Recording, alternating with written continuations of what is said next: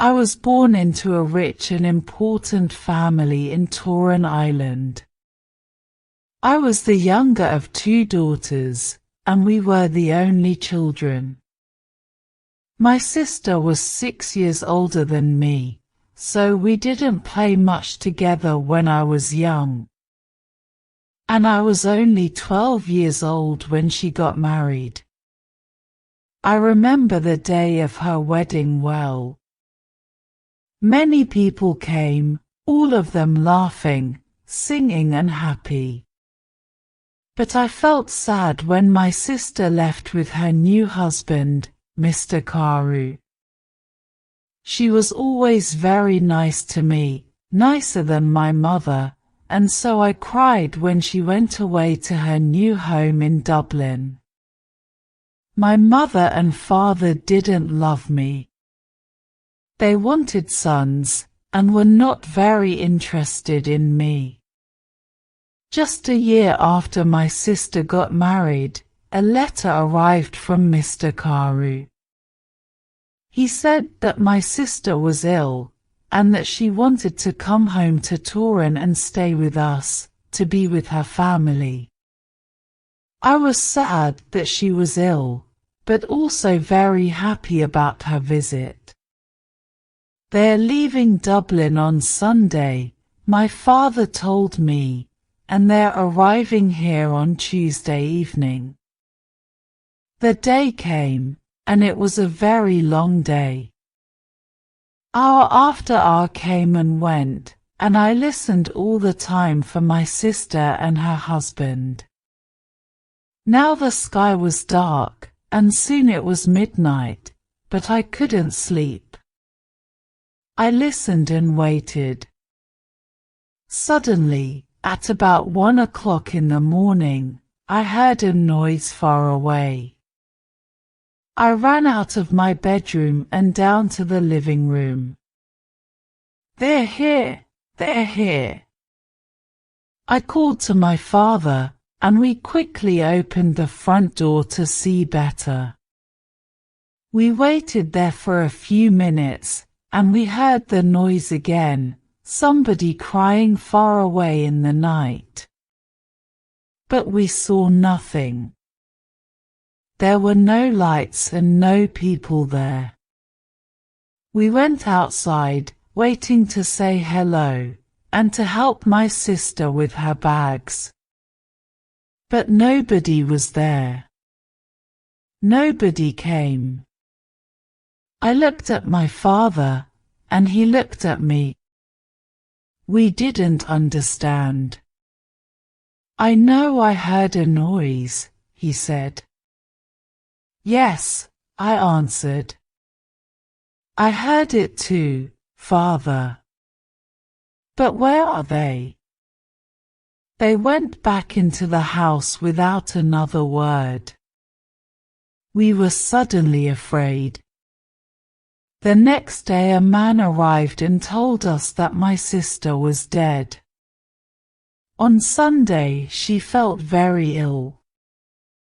On Monday she was worse, and on Tuesday, at about 1 o'clock in the morning, she died. At the same time that we were outside the house in the night, waiting for her. I never forgot that night. For the next 2 years I was very sad. You could say that I stopped living. I didn't want to do anything or speak to anyone.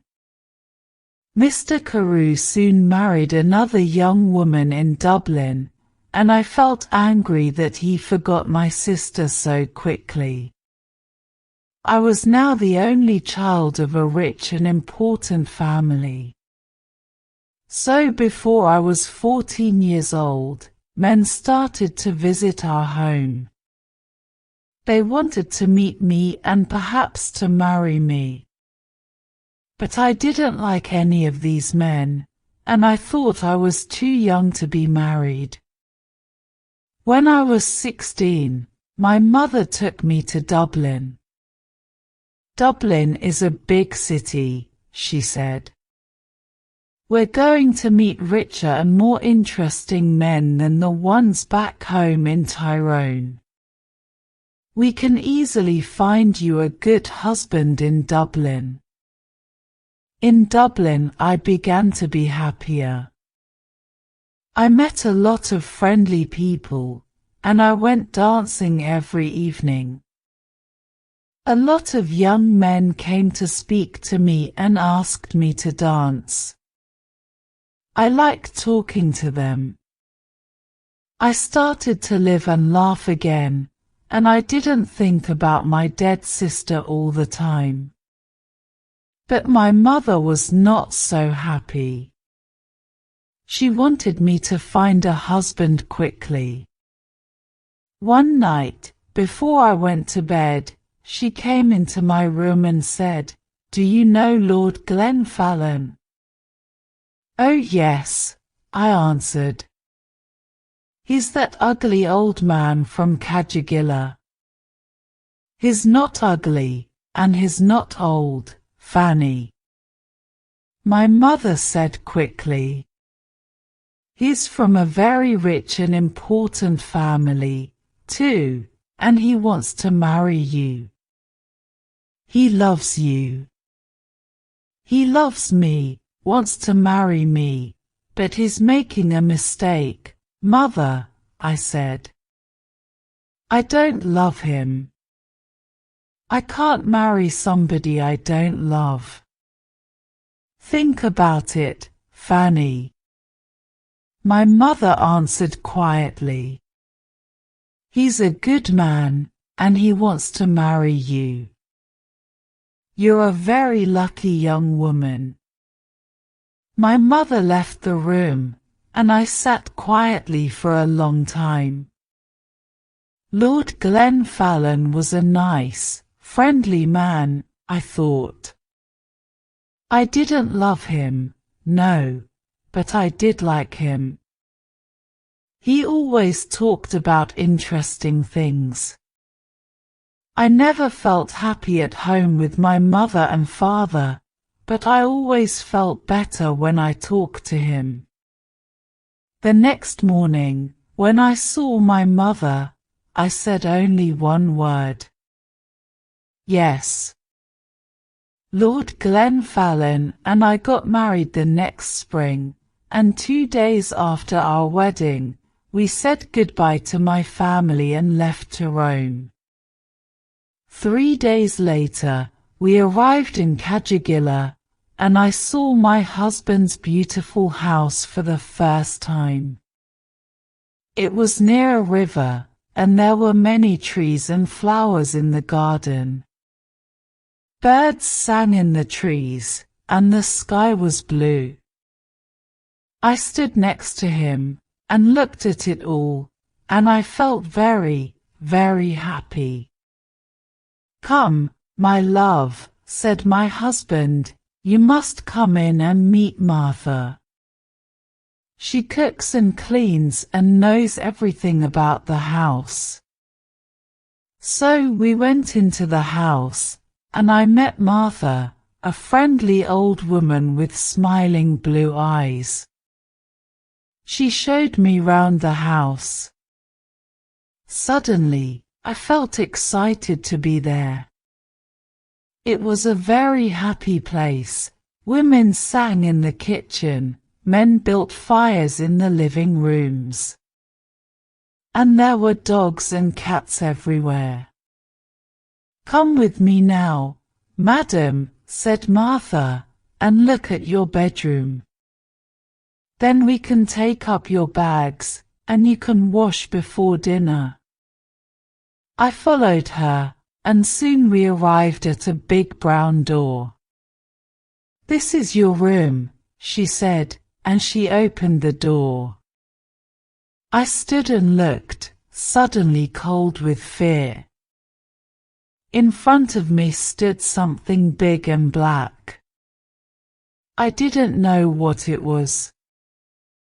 I thought it was an old coat, but without anybody inside it. I jumped back quickly, very afraid, and moved away from the door. Is something wrong, madam? Mother asked me. Nothing. Perhaps it's nothing, I answered quickly. But I thought I saw something in there. I thought I saw a big black coat there when you opened the door. Martha's face went white with fear. What's wrong? I asked her. Now you look frightened. Something bad is going to happen, she said. When someone sees the black coat in this house, we know that something bad is going to happen soon to the Glenfallen family. I saw the black coat when I was a child, and the next morning, old Lord Glenfallen died. Something bad is going to happen now, madam, I know it. We went down to have dinner. I felt unhappy and afraid, but I didn't say anything to my husband about the black coat. I wanted to forget about it and be happy again. The next day, Lord Glenfallen and I went for a walk together to look around the house and gardens because I wanted to know my new home better. I like this house and all the people here, I said, and I'm happy to be here with you. It's much better than to run. My husband was very quiet for a long time. He walked with his head down, thinking.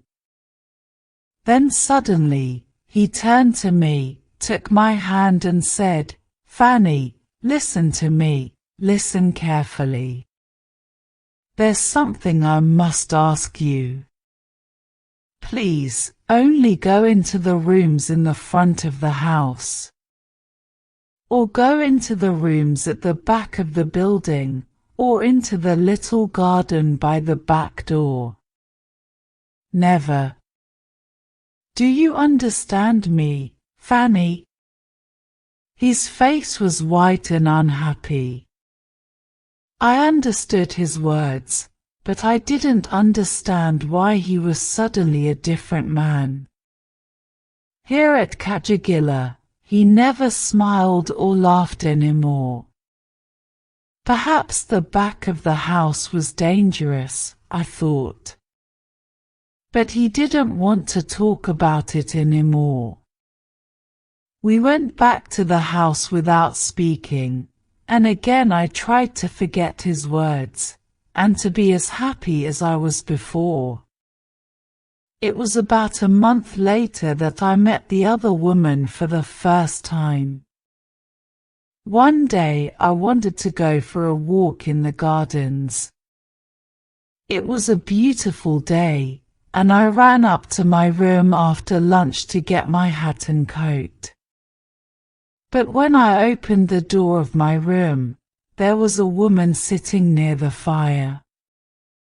She was about 40 years old, and she wore a black coat.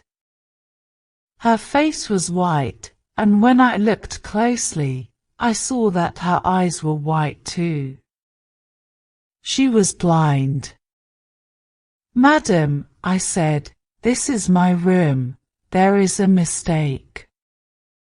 Your room, she answered, a mistake. No, I don't think so. I don't think there's a mistake. Where is Lord Glenfallen? Down in the living room, I said, but who are you, and why are you here in my room? Tell Lord Glenfallen that I want him, was all she said. I must tell you that I am Lady Glenfallen, and I want you to leave my room now, I said. Lady Glenfallen, you are not, she cried, and hit my face very hard. I cried out for help, and soon Lord Glenfallen arrived. I ran out of the room as he ran in, and I waited outside to listen at the door. I did not hear every word, but I knew that Lord Glenfallen was very angry, and the blind woman was very unhappy. When he came out, I asked him, "Who is that woman, and why is she in my bedroom?" But my husband didn't answer me. Again his face was white with fear. His only words were, "Forget her." But I did not forget her, and every day it was more and more difficult to talk to my husband. He was always quiet now, always sad and afraid. He sat for hours looking into the fire with his unhappy eyes, but I didn't know why, and he didn't want to tell me. One morning after breakfast, Lord Glenfallen suddenly said, "I have the answer. We must go away to another country, to France or Spain perhaps. What do you think, Fanny?" He didn't wait for my answer, but left the room very quickly. I certain thought for a long time. Why must we leave, Kajila? I didn't understand, and I didn't want to go too far away from my mother and father into Rome. They were old now, and my father was sometimes ill. They didn't love me very much, but I wanted to be near them. I thought about it all day, and I didn't know what to say to my husband when he arrived back in the evening and came in to dinner. I said nothing. After dinner, I was very tired, and I went up to my bedroom early. I wanted to have a good night's sleep and think about it all again the next day. I closed my eyes and went to sleep. But I did not sleep well, because I dreamed of the black coat. Suddenly, I woke up. Everything was dark and very quiet, but somebody was at the end of my bed. There was a hand with a light, and behind a light was the blind woman. She had a knife in her other hand. I tried to get out of bed and run to the door, but she stopped me. "If you want to live, don't move," she said. "Tell me one thing. Did Lord Glenfallen marry you?" "Yes, he did," I answered. "He married me in front of 100 people." "Well, that's sad," she said, "because I don't think he told you that he had a wife, me. I am his wife, not you, young woman.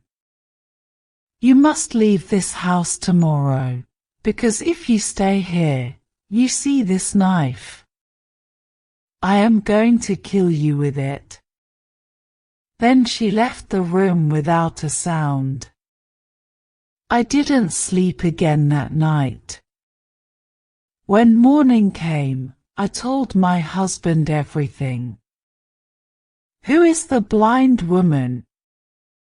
I asked him. "She told me last night that she is your wife, that I am not your wife." "Did you go into the rooms at the back of the house?" asked my husband angrily.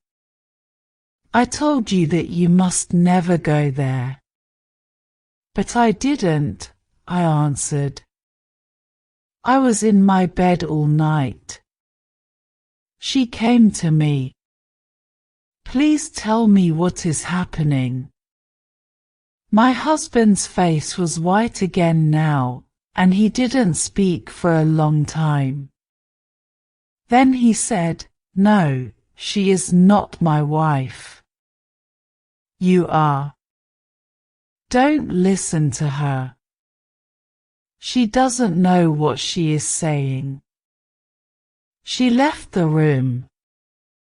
I ran to find Martha. I didn't like this house anymore. My husband was a difficult man, and I didn't understand him. Who was the blind woman? I wanted to know everything. Don't cry, madam, said Martha when I found her. Sit down and listen to me.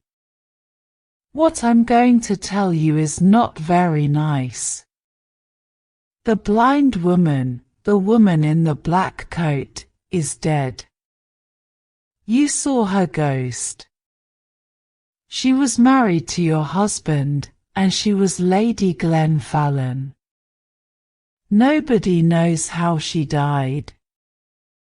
Her bedroom was at the back of the house. Somebody saw your husband with a knife in his hand on the night she died. Did he kill her? Nobody knows. When we found her, the knife was on the floor next to her, and her eyes. Somebody cut her eyes out after she died. Perhaps he didn't want her to see his other women, his next wife. I didn't wait to speak to my husband again. I left that day. I was too afraid to stay another minute at Kajila. I knew that the blind woman was going to come back again and kill me. I said goodbye to Martha, took my bags, and told my driver to take me back to Tyrone. I'm happy living here with my mother and father now. The house is quiet. I sleep well each night, and they are friendlier to me than they were before. She's my dead sister visits me at night, but I'm never afraid. She tells me that the blind woman is trying to find me at Kajila, and that she wants to kill me. She is jealous of me, but she can never find me there.